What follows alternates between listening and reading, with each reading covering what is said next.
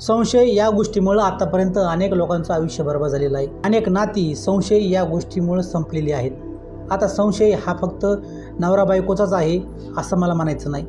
एखादा मित्र, ज्या मित्रावरती आपण संशय घेतो आणि त्यानं असं केलं असन, त्यानं तसं केलं असन, अशा निरर्थक गोष्टी आपल्या मनामध्ये असतात।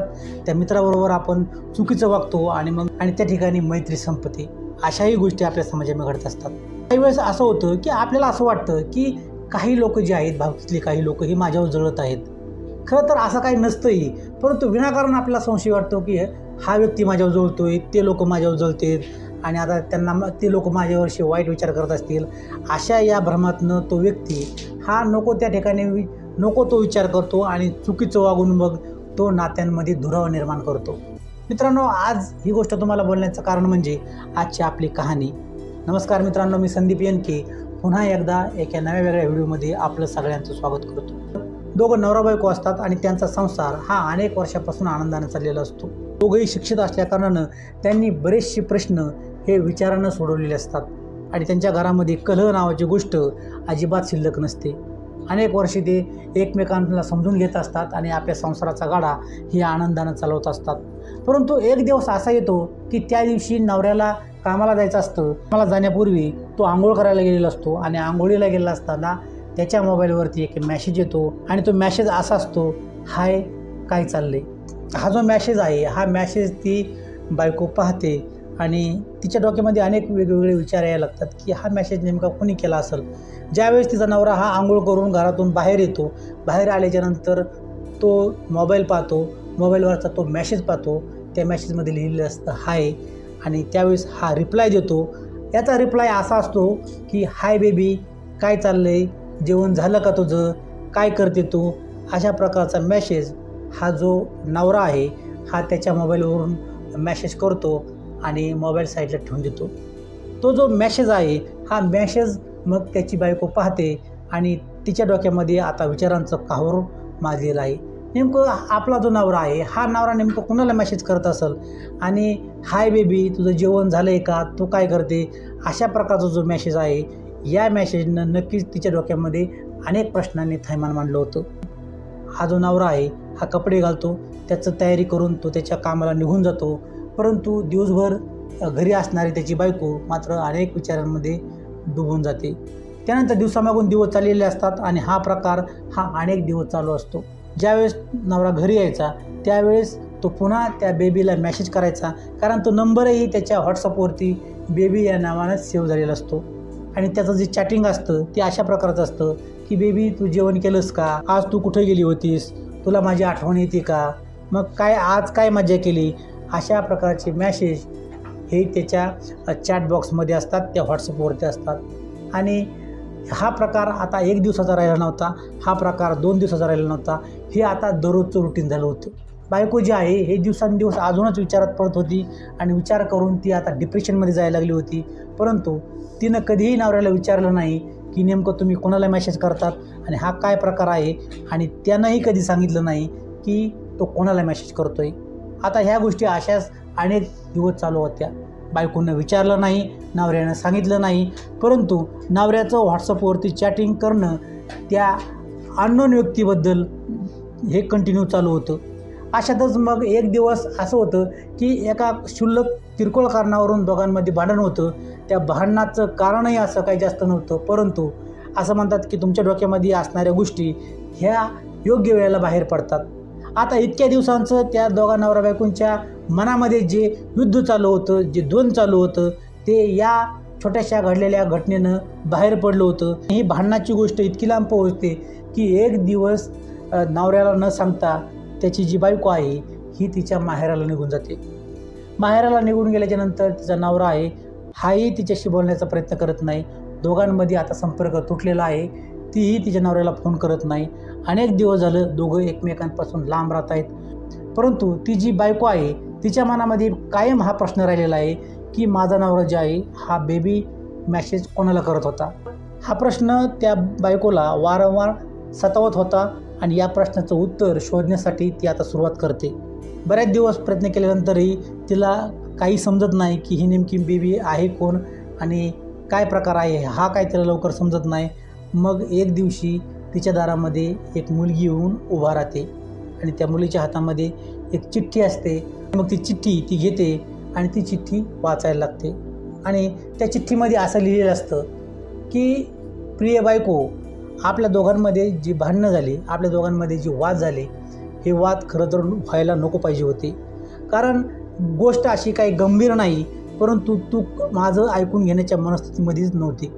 मी वारंवार सांगण्याचा प्रयत्न करत होतो की ही बेबी कोण आहे आणि मी कोणाला मेसेज करतो आहे, हे वारंवार सांगण्याचा प्रयत्न केला, पण तू कधीही ते ऐकण्याचा प्रयत्न केला नाही किंवा तू समजून न घेतल्यामुळे मलाही त्या गोष्टी तुझ्यासमोर मांडता आल्या नाहीत. आणि एक दिवस मग तू अचानक असा निर्णय घेतला की माहेराला जायचं आणि तू माहेराला निघून गेलीस आणि त्यामुळे ही बेबी कोण हेही मला तुला सांगता आलं नाही. आणि पुढं त्याने चिठ्ठीमध्ये लिहिलेलं असतं की तुला ज्या बेबीचा शोध घ्यायचा होता, ही जी मुलगी आहे तीच आहे ती बेबी की ज्या बेबीला मी मेसेज करायचो. ही मुलगी जी होती ही एक अनाथ मुलगी होती, तिला आईवडील नव्हते आणि ती एका अनाथ आश्रमामध्ये होती. हा जो नवरा आहे हा एक दिवस अनाथ आश्रमामध्ये कार्यक्रमासाठी गेला असता ती जी मुलगी आहे ती मुलगी त्याचा शर्ट पकडते आणि त्याला काहीतरी बोलण्याचा प्रयत्न करते आणि मग ती मुलगी जी आहे ती लहान मुलगी त्याला इतकी आवडते की तो तिच्या कॉन्टॅक्टमध्ये राहण्याचा प्रयत्न करतो.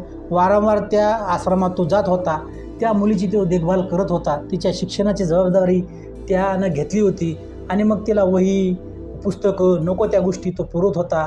वारंवार तिच्याकडे तो जात होता. अशातच त्यानं मग तिला करमत नाही म्हणून त्यानं तिला एक मोबाईल घेऊन दिला होता आणि त्या मोबाईलवरती मग हा मात्र तिच्यासोबत चॅटिंग करीत असायचा आणि तोच तिला बेबी असं म्हणायचा.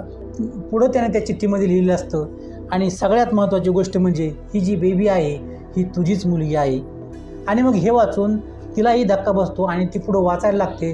त्यामध्ये लिहिलेलं असतं की लग्नाच्या आधी आपली अमेरिकेमध्ये भेट झाली होती आणि त्यावेळेस मग आपण एकमेकांच्या संपर्कात आलो आणि आपण ठरवलं की आपण काही दिवसानंतर लग्न करायचं. पण अशा काही गोष्टी आपल्या दोघांमध्ये घडल्या, आपल्या आयुष्यामध्ये घडल्या की त्या कारणामुळे तू प्रेग्नंट राहिलीस आणि हे जे बाळ होतं हे बाळ तुझ्या पोटामध्ये राहिलं. परंतु घरच्यांच्या भीतीमुळे आणि आपलं अजून लग्न झालं नव्हतं, या सगळ्या टेन्शनमध्ये तू अतिशय विचार करायला लागली आणि हे बाळ नको अशी वारंवार माझ्याकडे तक्रार करत होतीस. परंतु त्यावेळेस मात्र मला हे मूल हवं होतं. परंतु त्या गोष्टीमुळे आपल्यामध्ये वाद विकोपाला जायला लागला, आपल्यामध्ये वारंवार भांडणं व्हायला लागले.